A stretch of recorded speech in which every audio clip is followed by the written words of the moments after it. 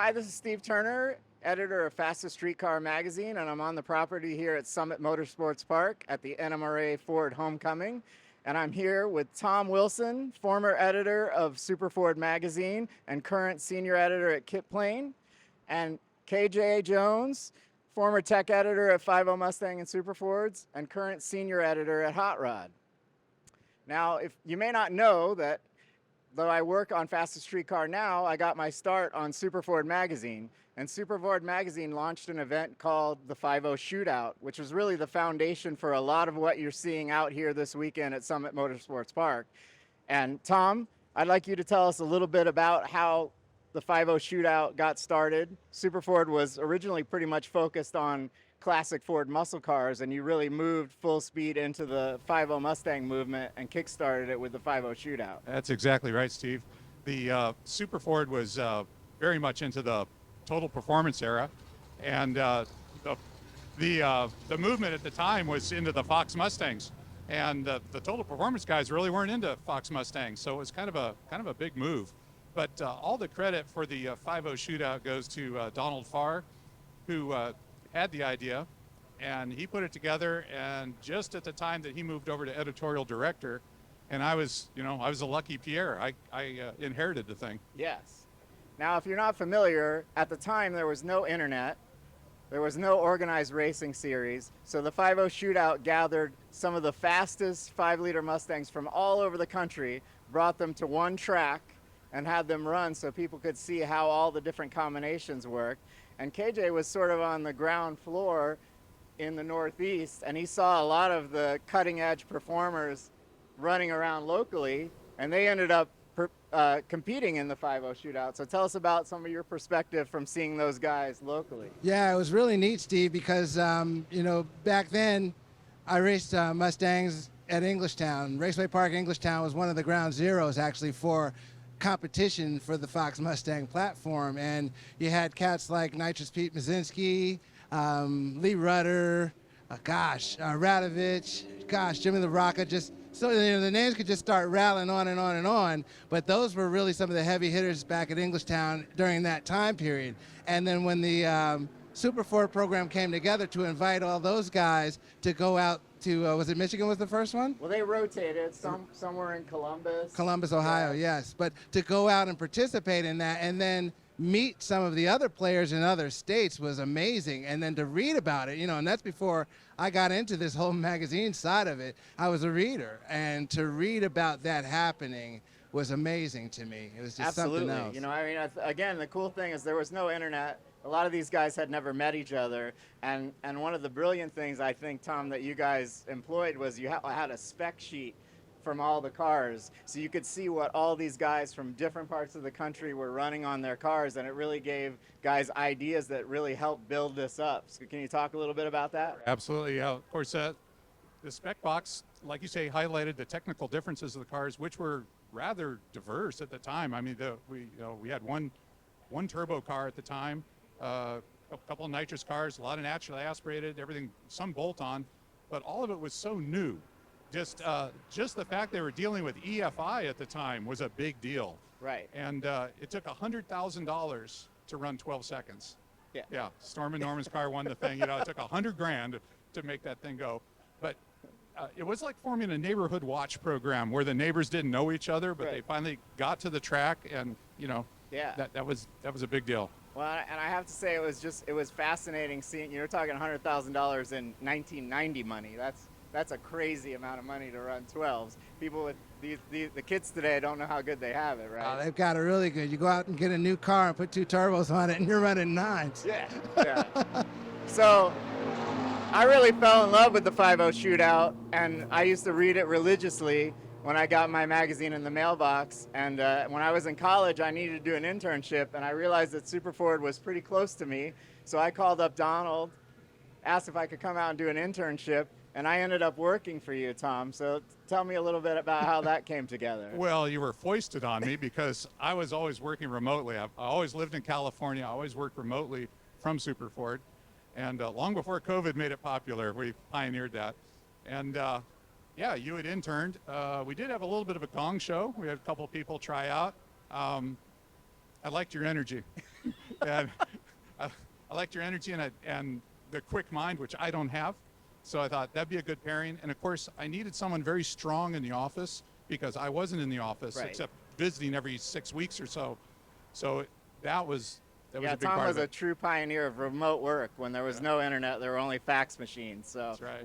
we pioneered a lot of things back in those We days. did. And I have to say, it's so nice to see that the children are so accomplished. Thanks, Dad. Yeah. You're welcome. But eventually, I got a job at Super Ford, and I got to help put some of the later 5.0 shootouts together. And those featured Robin Lawrence and Mike Murillo, who's a big star on Street Outlaws now.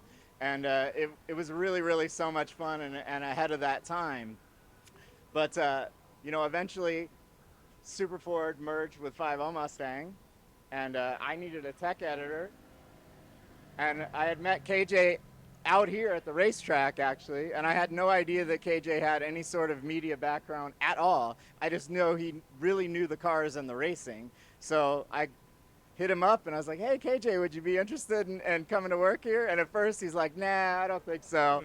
And then a couple days later he got back to me. He was like, well, maybe. Let's give this a shot. Yeah, it's something. If you also remember, one of the things I said, the first thing I said was, I won't move to Florida. Right. That was first and foremost. I live in Southern California, so moving wasn't an option. But then, Thanks to Tom, I was already used to exactly, the remote work was started by Tom and Steve, and I guess I just perpetuated it by coming on to 5.0 and being Steve said he needed a California guy for a 5.0 Mustang and Super Ford. So, I mean, gosh, man, we got that going, and it ran for 10 years. It's amazing. Yes.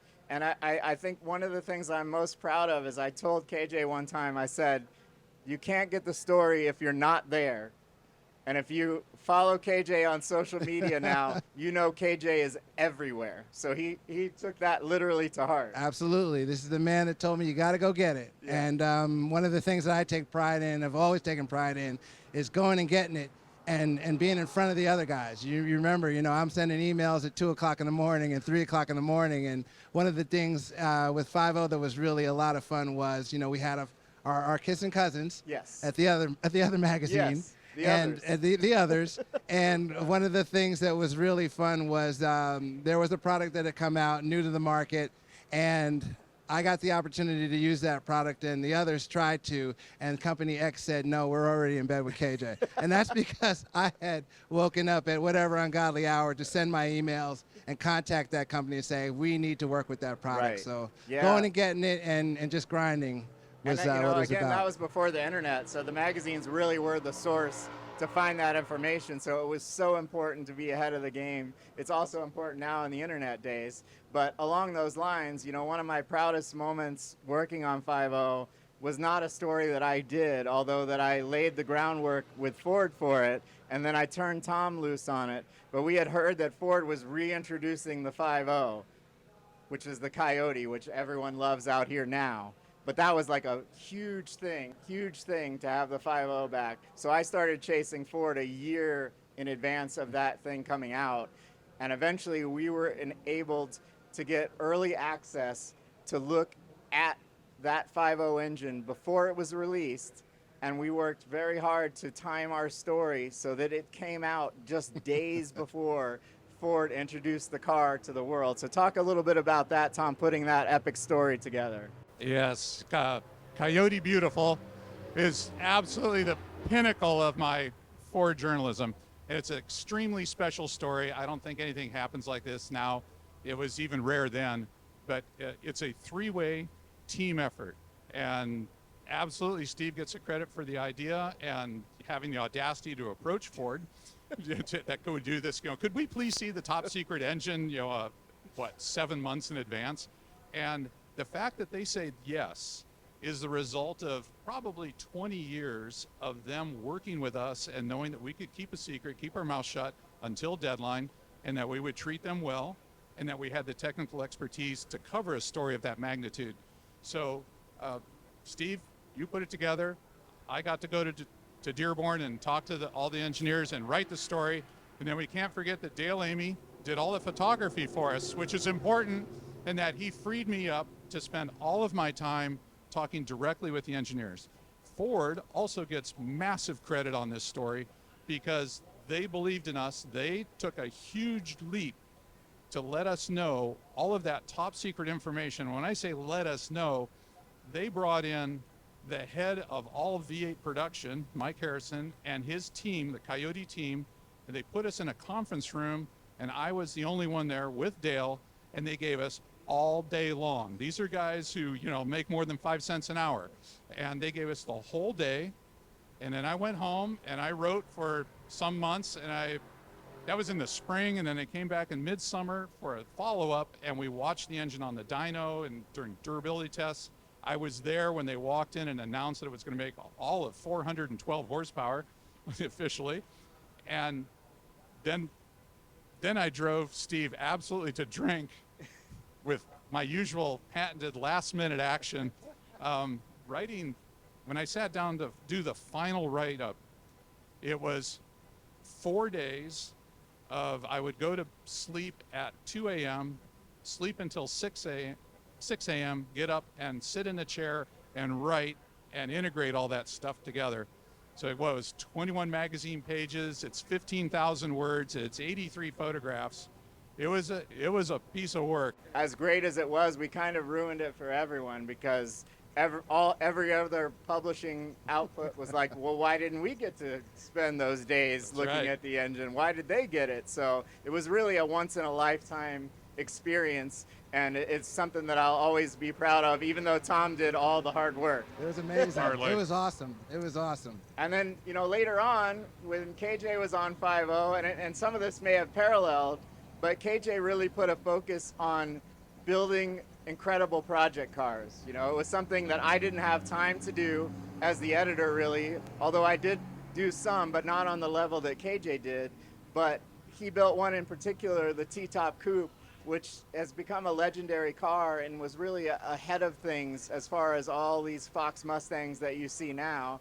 And as luck would have it, in his role at Hot Rod, KJ is now reviving that car. So tell us a little bit about that, KJ. Yeah, Steve, I'm very fortunate. Around 2005 or so, 2006, I found the T-Top Coupe. It was on Hardcore 5.0, one of the popular enthusiast forums back in the day, and there was an ad for it, and I knew about the cars back when I was in New York. Someone had one, and it was the first time I'd ever seen anything like it, and was astonished. And I would carry, do you know that there is a Fox Coupe out there with T-Top? Oh, no, there's no such thing. No such thing as a T-Top Coupe, no such thing.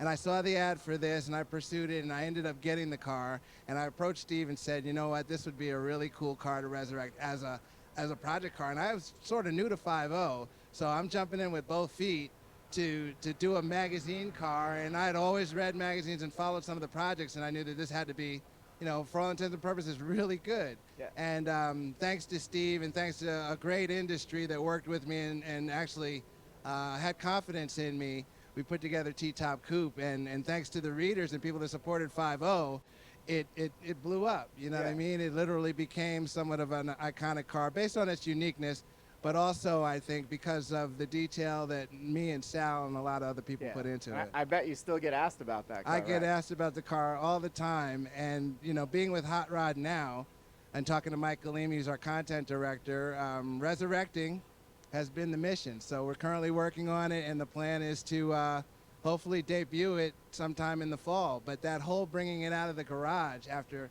it's been parked for 10 years, just bringing it out of the garage was sort of like a goosebump moment, just because the only time I'd ever seen it otherwise was going to do laundry. But it's kind of ironic, really, because, in retrospect, it makes perfect sense, a great car.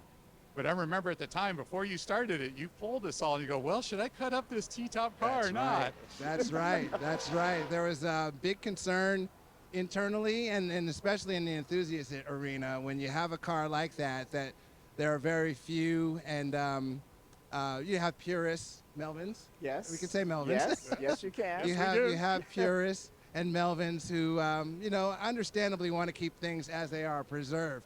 And 5.0, we modified. That's what we did. That was our thing. So my ideas and thoughts were somewhat shunned at by the enthusiast group, but I think in the big picture, again, it was received very well after it was presented. Yes. When people saw that I paid enough attention to keeping it in its space, but tastefully modifying and just making it big Well, steam, man. That's what we were yeah. about. So back in that day, horsepower was it. Well, and again, in many ways, I had Chuck from Maxim Motorsports brought up this phrasing, but at one time we put a car on the cover and called it a fox rod that Chicane Right. Motorsports had Yeah. built, and it was a very aggressively, for the time, modified Yes. car, much like yours. And now those cars are very prevalent in the Fox Mustang scene. You have your stalkers, then you have kind of a period correct vibe, and then you have the very aggressively modified cars, and they're all very popular. So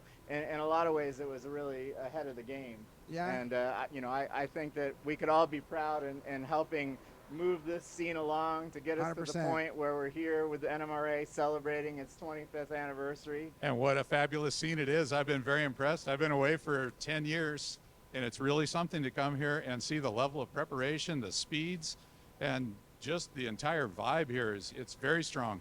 It's very, very strong. Same for me. This coming back to NMRA, I haven't been in an NMRA event since 2014. Wow. And I have, of course, followed through Steve and through Mike, and kept my finger on the pulse a little bit. But just to see what it's come to, what it's come to be, and thinking back to the initial years of these 25, and being among the first to receive James Lawrence's email saying, well, what do you guys think about this? There was a group of us that received an email from James, and I wish I had it printed out, Right. just to say this is really where it started, when him and Steve kind of said, let's give this a go. And congratulations to the NMRA for its longevity and for giving, you think about it, one platform, well, Fords, but one platform of car, really, and in respect to S550, respect to S197, etc. The Fox Mustang, is where it all started, and for that to be where we are now is just amazing to me.